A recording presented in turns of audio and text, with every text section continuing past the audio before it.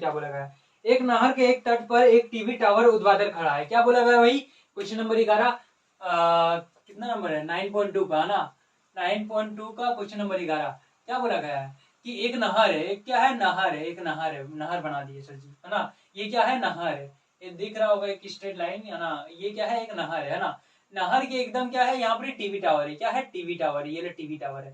ध्यान से देखिए, ये क्या है, टीवी टावर है ना। ध्यान से देखिए, ये क्या है, टीवी टावर। उसके बाद क्या बोला गया है, बोला गया है टावर के ठीक सामने दूसरे तट के एक अन्य बिंदु के टावर के शिखर का उन्नयन कोण 60 डिग्री है ना।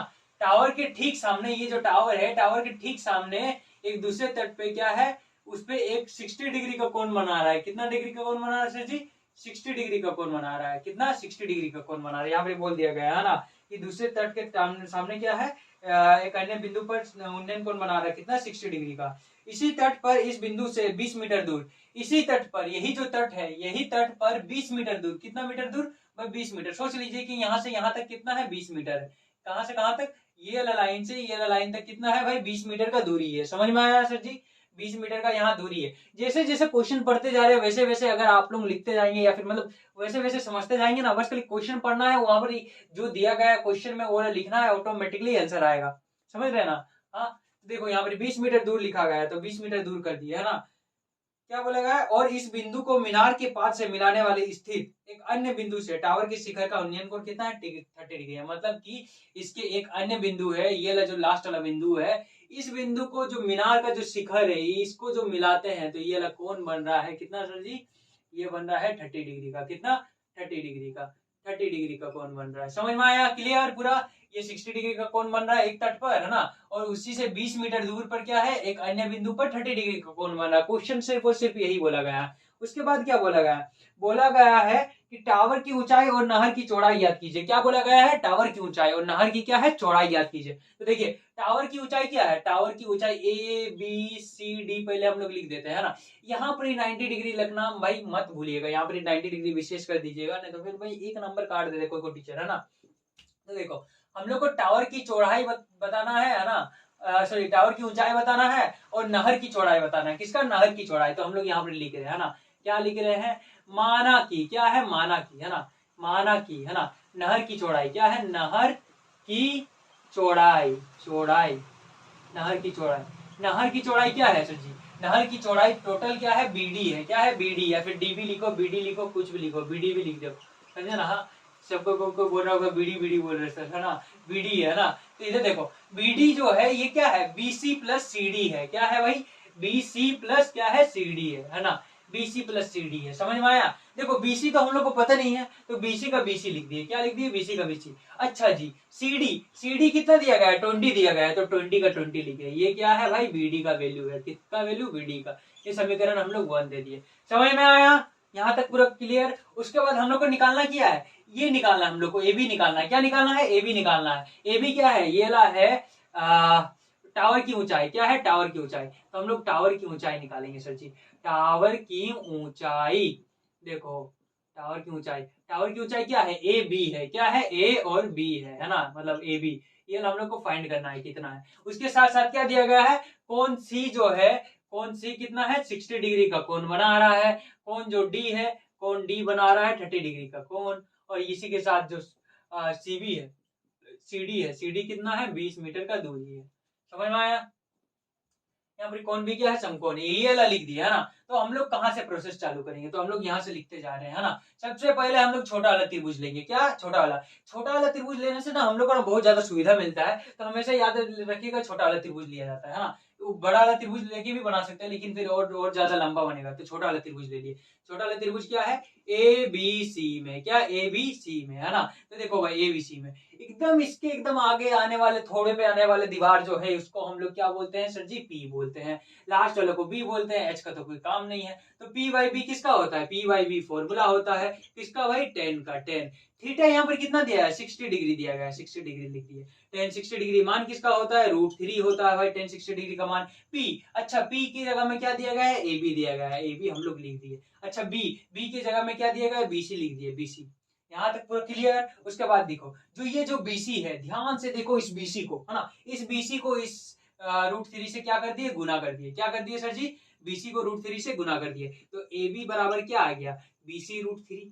समझ में आया, AB यहाँ पर ही बराबर हो गया, बराबर लिखे, उसके बाद फिर BC को √3 से गुना किया तो BC √3 इतना मीटर आ गया। यहाँ तक मान लेते हैं भाई समीकरण क्या है, 2 है।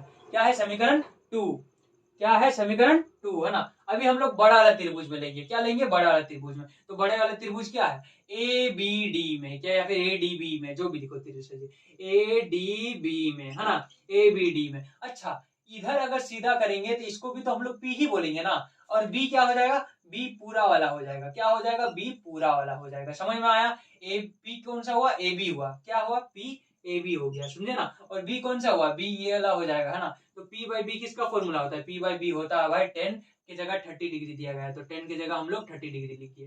10 30 डिग्री का वैल्यू 1/√3 मान होता है। अच्छा P यहाँ पर क्या है, P यहाँ पर AB दिया गया है, तो AB लिख दिए। समझ में आया। और B मतलब पूरा ना सर जी, B मतलब क्या है, पूरा।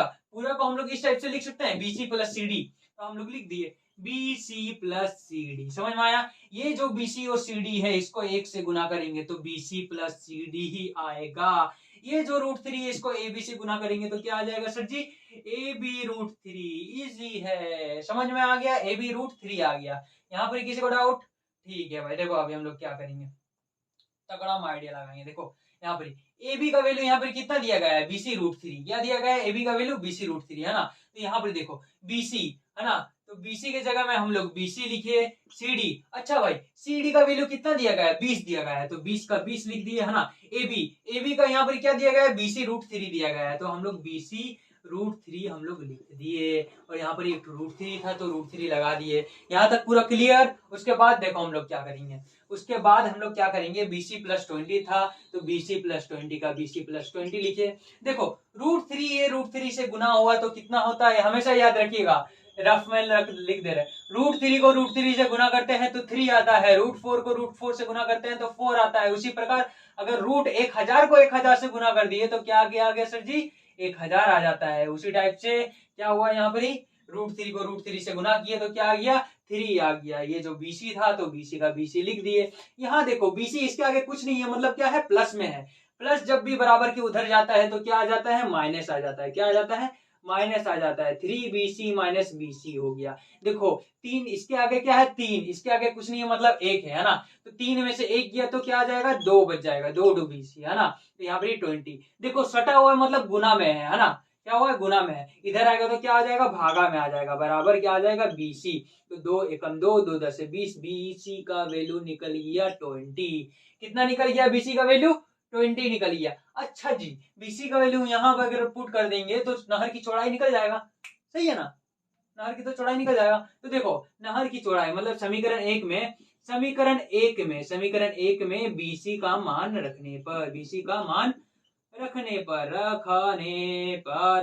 रखने पर देखो BD बराबर BC + 20, BD बराबर BC + 20। तो देखो BC जो है ये 20 है तो 20 लिख दिए, इधर भी 20 है, 20 + 20 = 40 होता है, तो भाई 40 आ गया आंसर। समझ में आया सर जी, क्या है 40 मीटर है कि सेंटीमीटर है कि किलो ना, 2 10 है, यहाँ पर 10 आएगा, हाँ सॉरी यहाँ पर 10 आएगा, मैं वही सोच रहा हूँ यार। देखो यहाँ पे क्या आ जाएगा सर जी, 10 आ जाएगा है ना। तो 10 और 2 30 हो जाएगा।